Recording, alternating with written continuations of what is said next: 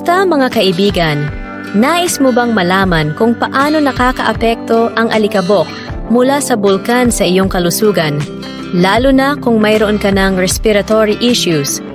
Tuklasin natin ang mga nakatagong panganib ng alikabok mula sa bulkan at kung paano mo mapoprotektahan ang iyong sarili at ang iyong mga mahal sa buhay. Welcome sa Mind Your Body channel. Kung bago ka pa lang sa channel na ito, ay huwag kalimutang mag-subscribe at pagkipindot na rin ang notification bell para updated kayo sa mga susunod na videos ng channel na ito. Number 1. Ano nga ba ang alikabok mula sa bulkan? Ang alikabok mula sa bulkan ay hindi simpleng alikabok, ito ay binubuo ng maliliit, matutulis na partikulo ng bato, mineral, at volcanic glass na nailalabas sa panahon ng pagsabog ng bulkan. Bagaman, maaaring magmukha itong usok o alikabok, ang mga partikulong ito ay abrasive at maaaring makapinsala sa mga gusali, makina, at higit sa lahat, sa ating kalusugan. Number 2. Ano ang mga epekto ng alikabok sa kalusugan? Kapag na-inhale ang alikabok mula sa bulkan, ay maaaring magdulot ng agad na problema sa paghinga.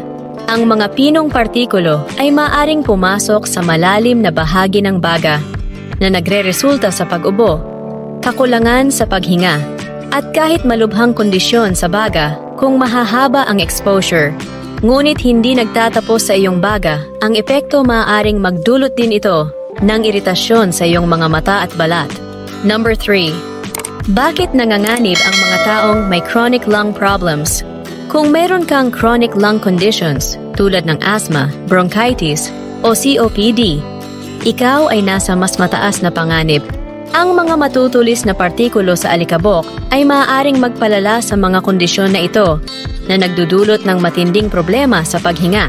Kahit isang maliit na halaga ng alikabok ay maaaring magdulot ng mapanganib na flare-up, kaya't mahalagang mag-ingat ng mabuti.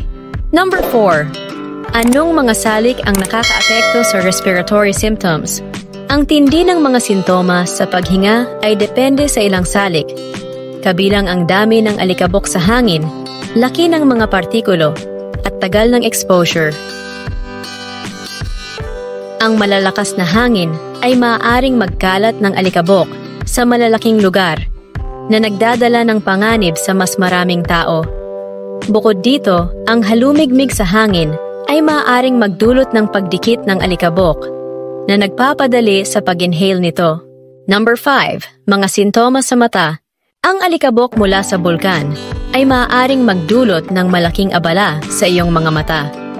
Ang maliliit at matutulis na partikulo ay maaaring magdulot ng gasgas sa ibabaw ng iyong mga mata, na nagre-resulta sa pamumula, iritasyon, at sa matinding mga kaso, pinsala sa iyong kornea.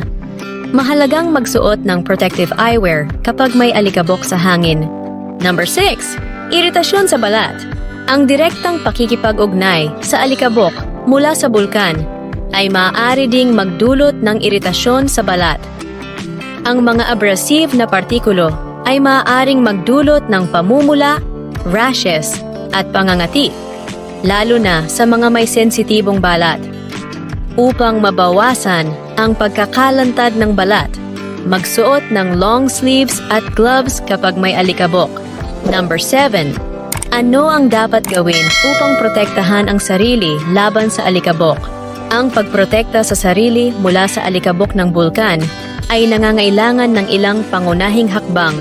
Una, manatili sa loob ng bahay hanggat maaari kapag may alikabok. Kung kinakailangang lumabas, magsuot ng mask na makakasala ng pinong partikulo tulad ng N95 respirator.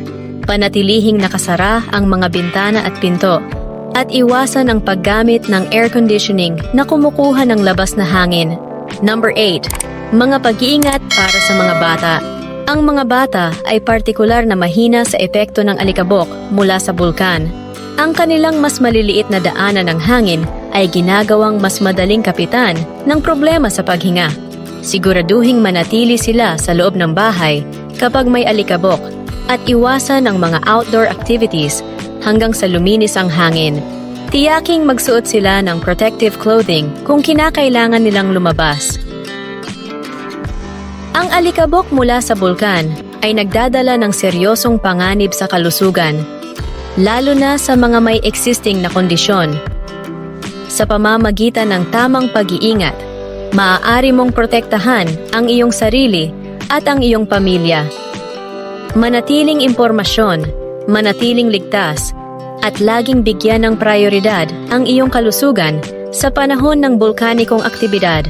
Tandaan, ang susi sa mas malusog na buhay ay nasa balanseng nutrisyon at maingat na mga desisyon. Mahalaga ang pagkonsulta sa isang profesional sa kalusugan o dietitian para sa personal na payo at karagdagang kaalaman. Huwag kalimutang mag-subscribe para sa higit pang mga tips tungkol sa kalusugan at kagalingan. Hanggang sa susunod na pagkakataon, mag-ingat kayo at manatiling malusog. God bless sa ating lahat.